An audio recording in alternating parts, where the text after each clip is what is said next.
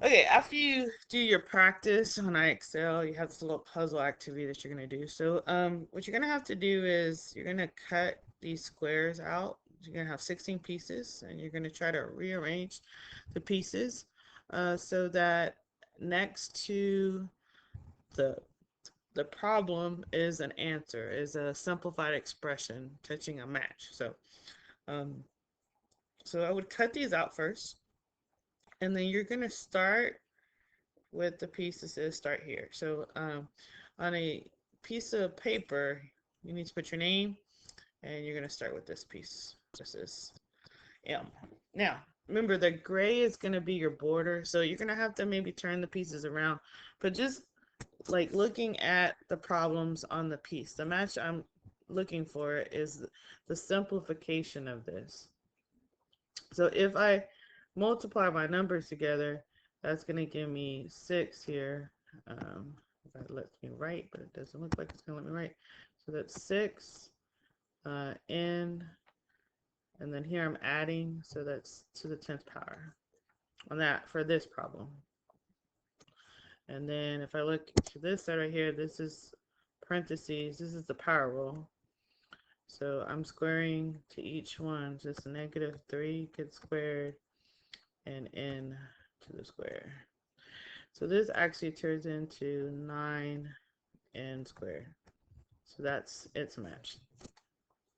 So we're going to try to put these together with their matches, but what we're going to have to do is we're going to have to rotate this upside down. I want to bring it over here to come down a little bit.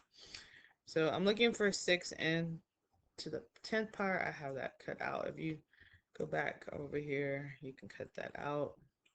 I think it's towards the bottom. Yeah, there it is. So what you're doing is you're putting the answer next to the expression. So that means this right here, I'm going to have to rotate and match it up like that. I'll make this one a little bit bigger so it fits. There it goes. And then we're looking for 9n squared. It was squared, right? Oh, I forgot. I had an exponent. So that's actually to the 4th power. And it should be -9, or was it +9? I think it was +9. Let me go back. I think I cut the wrong one.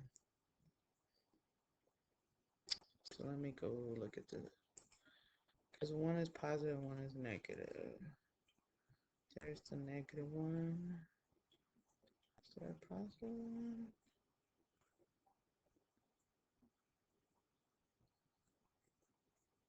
Okay, see, this one has it on the outside. That one, and that one matches. I'm looking for a positive one.